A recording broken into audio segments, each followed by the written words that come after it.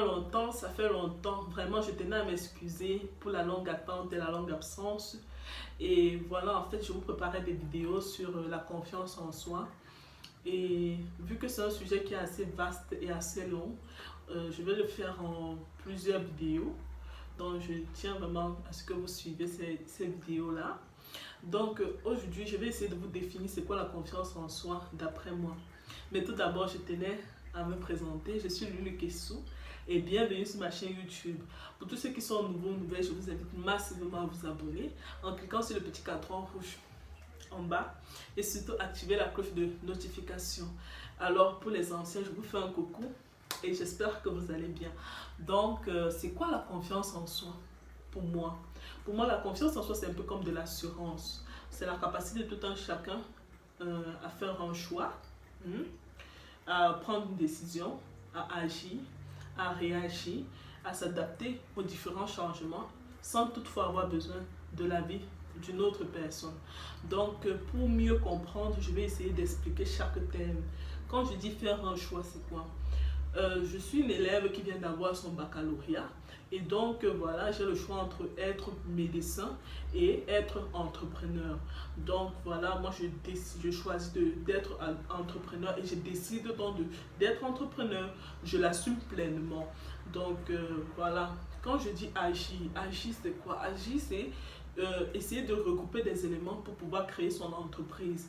Par exemple, je m'en vais vers des personnes qui ont eu à créer leur entreprise, je leur pose des questions, je demande voilà comment ça se passe, comment d'abord à la base faire pour créer son entreprise, comment ça se passe, comment avoir des bénéfices, quels sont les risques qui encourent lorsque tu veux créer ton entreprise. Donc c'est un peu ça.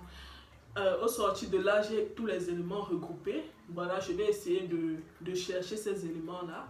Et aussi, dès que j'ai tous ces éléments regroupés, c'est-à-dire le fond, le local, les employés, si c'est une grande entreprise que je vais créer, si j'ai un certain nombre, une audience par exemple, donc je décide donc de mettre sur pied mon entreprise. Dès que je mets sur pied mon entreprise, voilà, après 1 an, 2 ans, 3 ans, 4 ans, je me rends compte que voilà, tout marche comme sur des roulettes, j'ai des bénéfices énormes. Et après, subitement, quelques temps après, je me rends compte que les bénéfices ont diminué. Peut-être ils ont diminué de moitié ou alors, voilà, c'est divisé par 2. Je me demande, mais c'est quoi le problème? Quel est le problème? Pourquoi les bénéfices que je faisais avant, c'est plus pareil à maintenant? Donc, ce que je vais faire, c'est essayer de réagir. C'est un problème donné. Donc, je vais essayer de trouver des solutions pour pouvoir remonter la pente. Quand je dis remonter la pente, c'est revenir à ces bénéfices d'avant. Par exemple, ça peut être un problème des employés qui accueillent mal les clients parce que on le sait tous que les clients aiment se sentir comme des rois. Donc, voilà, vous ne pouvez pas avoir des employés qui passent leur temps à insulter les clients. Donc, je vais essayer de revoir ces caractères. Et si je vois que dans ces caractères, ces employés-là ne parviennent pas à changer, je vais les virer et prendre d'autres employés qui présentent un sourire ou bien qui sont accueillants vis-à-vis des clients.